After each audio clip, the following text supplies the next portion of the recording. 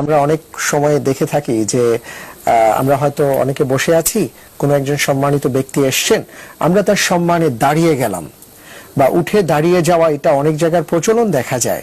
তো সুন্নাহ বা কোরআনে এই ব্যাপারে কোনো নির্দেশনা আছে কিনা, বা এই ক্ষেত্রে ইসলাম কি বলে? আমি প্রথমে আপনার কাছে আসছি। জি, রাসূল সাল্লাল্লাহু আলাইহি সাল্লাম তিনি সাহাবাদের কাছে এসেছেন এবং সাহাবারা যখন দাঁড়িয়ে আছেন তিনি নিষেধ করেছেন।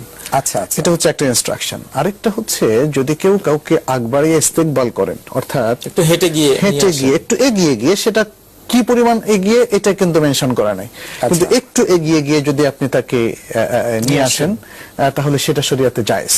আচ্ছা, সেটা শরীয়তে কাউকে অভ্যর্থনা জানানো, জি জি, কাউকে ইস্তেকবাল করা, এটা জায়েজ। কিন্তু মূর্তির মতো দাঁড়িয়ে থাকা, যেমন টিচার ক্লাসে গেল, ছাত্ররা মূর্তির মতো দাঁড়িয়ে আছে, এটা নবীজি বলেছেন, মান আহাব্বা আন ইয়াতামাসসালাহু রিজালু কিয়ামান ফালিয়াতাবাওয়া মাকআদাহু মিনান নার।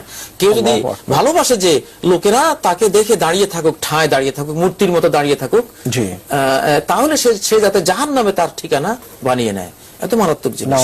এটা কেউ মন থেকে এই জাতীয় কোনো কিছু প্রাপ্তির আশা করাটা এটা উচিত নয়। এখানে হাদিসে মুহতারাম যেটা বলেছেন যে উঠে গিয়ে তাকে ইস্তেকবাল করে স্বাগত জানিয়ে নিয়ে আসা, এইটুকু ঠিক আছে। এখানে যে বিষয়টি জানতে চাচ্ছি যে হাদিসে যেটা উল্লেখ করা হয়েছে সেটা হলো, আপনার কথা থেকে আমরা যেটা জানলাম যে কেউ যেন এটা আশা না করে, কিন্তু বাকি যারা বসা থেকে দাঁড়িয়ে গেছেন তারা যদি এটা দাঁড়িয়ে যান তাহলে তাদের ক্ষেত্রে কোনো সমস্যা আছে কিনা, এ ব্যাপারে কোনো বর্ণনা আছে? তারা শুধু দাঁড়িয়ে থাকাটা মূর্তির মতো, এটা আমরা সুন্নাহর মধ্যে পাই না। এটা সুন্নাহ, বরং ইস্তেকবাল করে হেঁটে গিয়ে নিয়ে আসার যে বিষয়টা আছে সেটাই আমরা পাই। অতএব ওইভাবে দাঁড়িয়ে থাকাটা এটি তাদের জন্য উচিত না, আর যিনি আগন্তুক তার জন্য ওটা কামনা করা উচিত না। অনেক ধন্যবাদ।